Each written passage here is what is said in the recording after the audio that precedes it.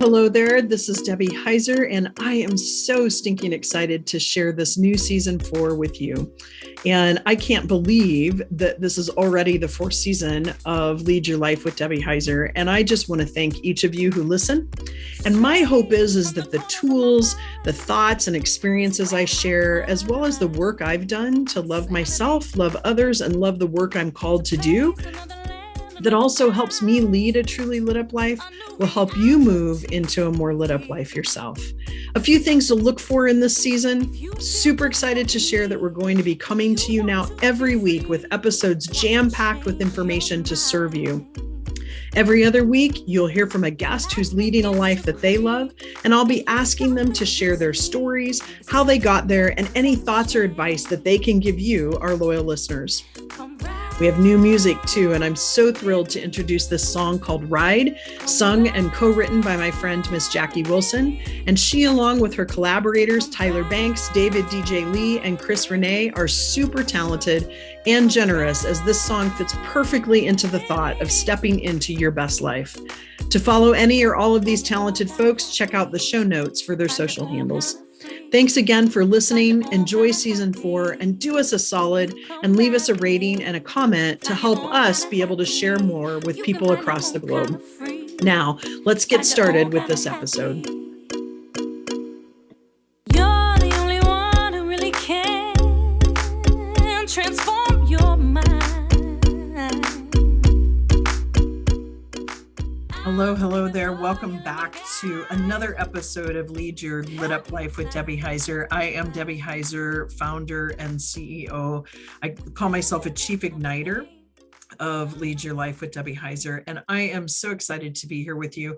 For those of you that haven't listened in the past, my mission, my goal in life is to help entrepreneurs make a lot of money doing what they love so that they can go out and lead their own lit up life and not sacrifice what's really important to them. I see way too many people in business or in their careers that sacrifice things that are important to them or let the business run their lives versus them running the business to have those hopes, wishes, and dreams.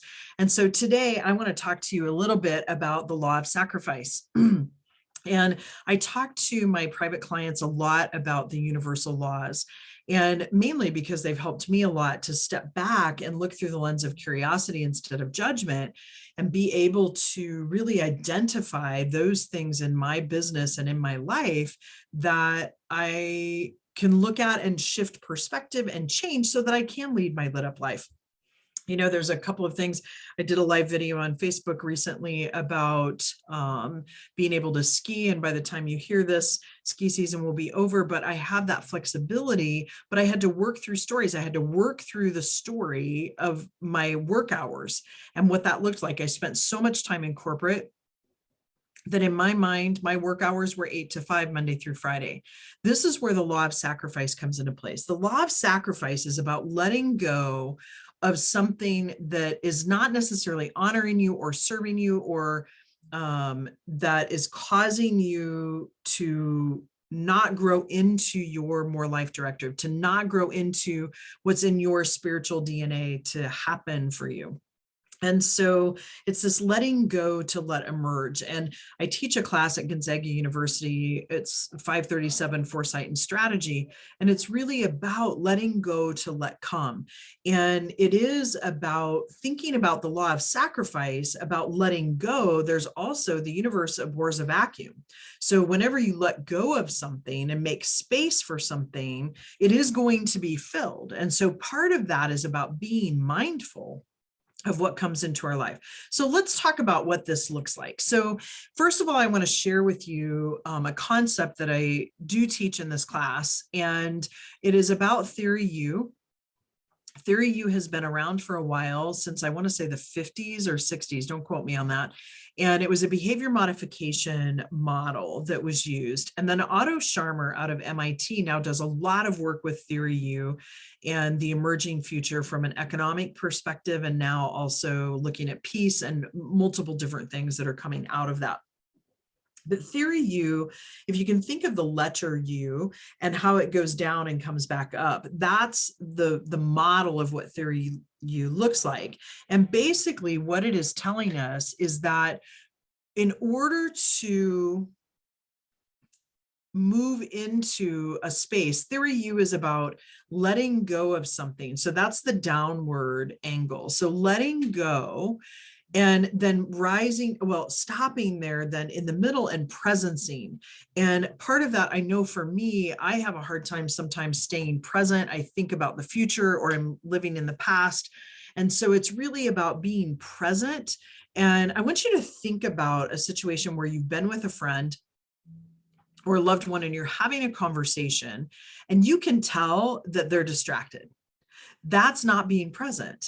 Now I want you, so think about that for a second and what that looks like and what that feels like to be on the receiving end of that. And now I want you to think about a time when you were having a conversation with a loved one or a friend where they were very present. They were listening to you, you felt heard. And what's the difference of that? Right? That presencing is what is the difference, and not thinking about what you're going to say next or what's coming in the future or thinking about the past, which my friend, my best friend who is a counselor always says, thinking in the past creates depression. Thinking too far into the future creates anxiety. And so about being present with that person. So you suspend and are present, and then you allow something to emerge. You open up yourself to receiving what is coming. And that's really important. A lot of times we shut ourselves off, we put blinders on and don't allow for what's coming into our life to come into our life. And that's another topic. But this law of sacrifice says letting go of something so that you can level up, you can move into that next container. You know, we're all in a place and we move into then an up level into another container as we grow, whether that be in relationship, whether that be in our environment, whether that be our business, our financial gain, you know, whatever we're bringing in from a financial perspective. And so as you move through this process of letting go of something to then let what's coming into your life, there's a few things that happen. And as you start this process, the kind of the top part of that you is about opening your mind, allowing your mind to be open, which also requires us to get rid of, well, I don't want to say get rid of, that's kind of strong. Put to the side our voice of judgment. You hear me a lot of times say, look through the lens of curiosity, not judgment. When you can step back and be curious about it, it takes out all the judgment. And so not judging yourself as you're letting go of something, but rather just letting go of the judgment. And then next in that comes into opening our hearts. And some people have said the longest journey is from your head to your heart. Allowing your heart to open up and get rid of or remove or set to the side this voice of cynicism. Now, it's toxic positivity if you don't acknowledge the voice of judgment and the voice of cynicism, and there's another one, the voice of fear. Acknowledge it, but then put them to the side. You know, allow yourself to realize it's there, but then looking at that voice of judgment, the voice of cynicism. And now the third one is about opening your will or your spirit. And that's removing the voice of fear. And I will tell you, in my experience, the more I step into fear, the more I step into that uncomfortability, the more lit up my life becomes. And it's counterintuitive to what we learn. We learn as children that if we're afraid of something to not, well, not everyone, but you know, where I grew up and how I grew up, and my parents were great parents, right? They did the best they could with what they had. So I'm not downing my parents, and I know I've done things to mess up my son, but you know, like as we step forward, there are some environments that people have, been given a lot of permission to trial things, be risk takers. For me, that wasn't something that happened. So this voice of fear was very strong. And so the more and more I stepped in and the more I started to risk things, now granted, sometimes they're controlled risks, sometimes it's calculated risk, and sometimes I just jump in. So I use the example of jumping out of an airplane. I never in a million years would have thought that I would have done that. Never in a million years. I am really not a fan of heights.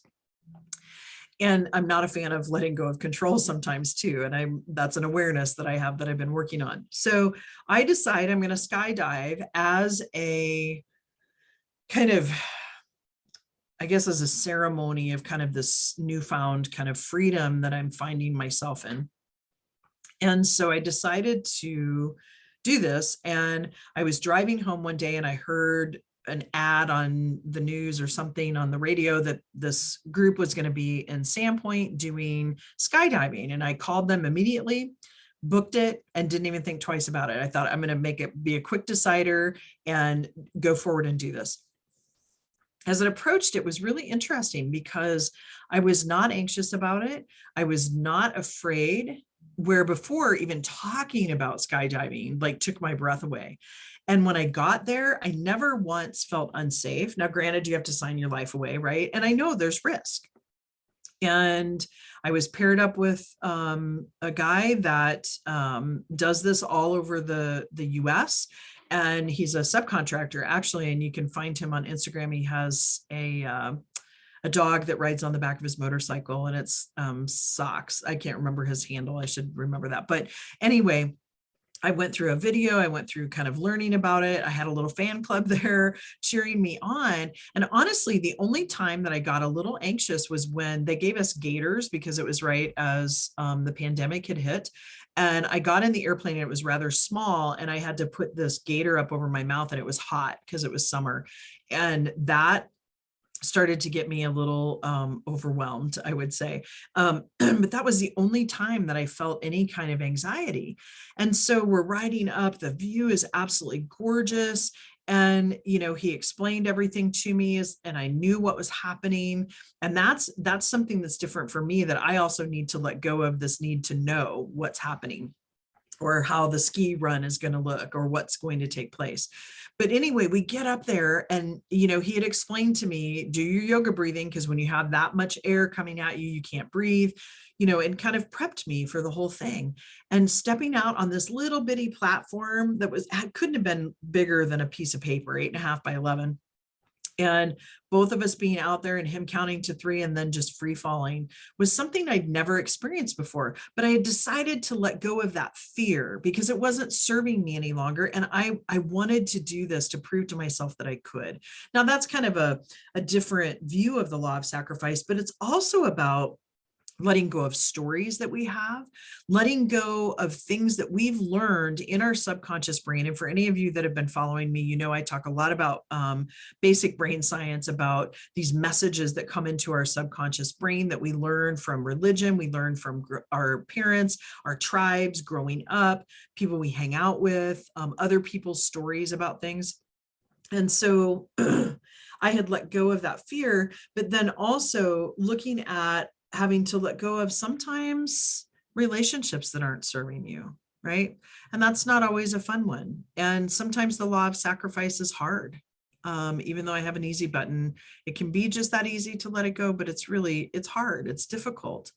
And it takes some healing sometimes to let things go. People get a little scared of this law of sacrifice, and sometimes it does ask us to sacrifice a lot, and other times it's just sacrificing what may seem big at the time, but it becomes a lot less.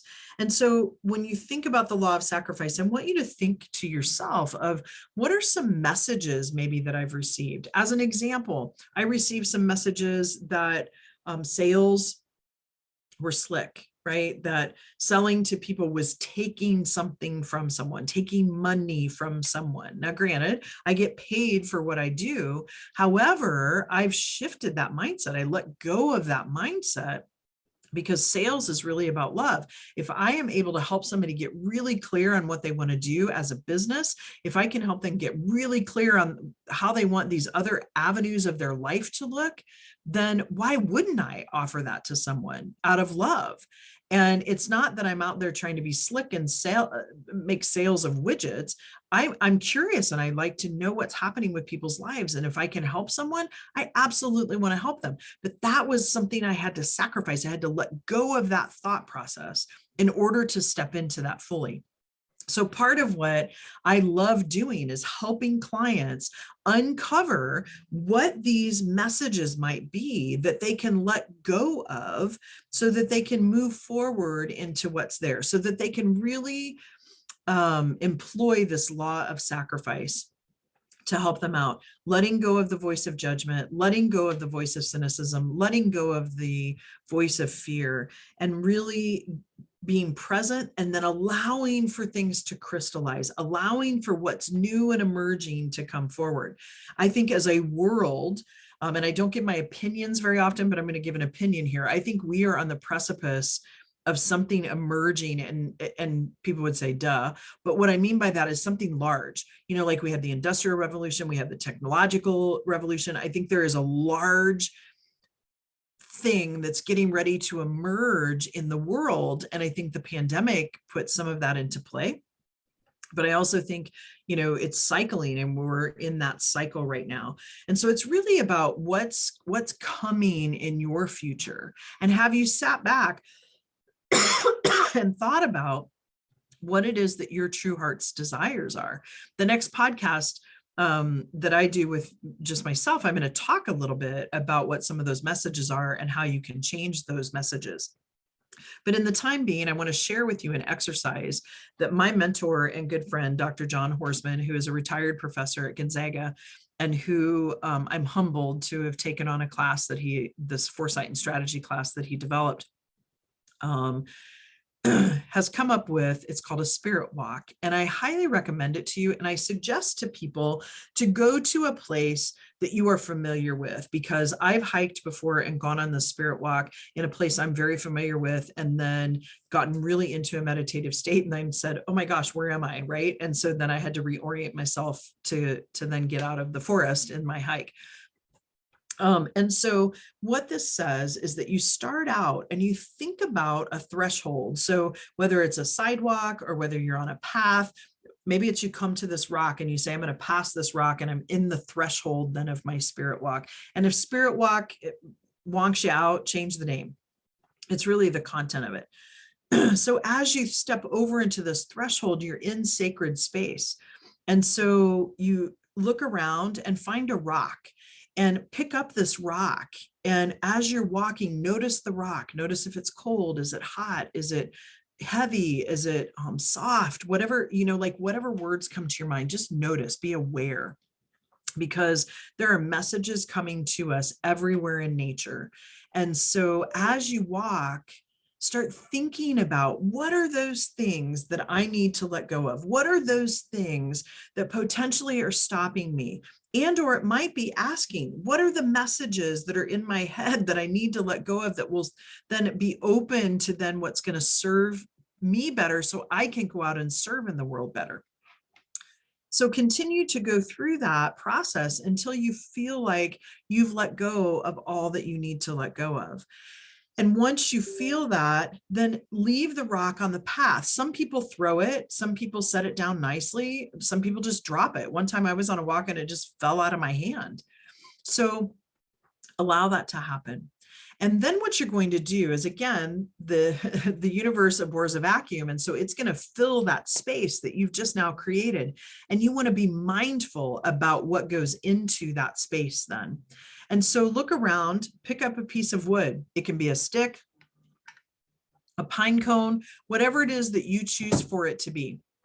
And what I want you to do is then take that stick or that piece of wood, and that signifies the tree of life. And as you're then walking, continue to meditate and think about, what is it that's coming? What's emerging in my future? And allow, for me, that's God. Replace the word if you wish, universe. But for me, asking God, what's coming? What's emerging into my life? And don't get so hung up on hearing a message, but rather look around, right? Like I remember one specific one where I was walking and I saw this like new growth, and I thought, okay, new growth is coming my way. And then I walked a little further and I saw like this heart-shaped scar on a tree. And then it had like a little branch sticking out, and it almost looked like an elephant. And I love elephants, and they have to do with my heart. And so allowing my heart to open up.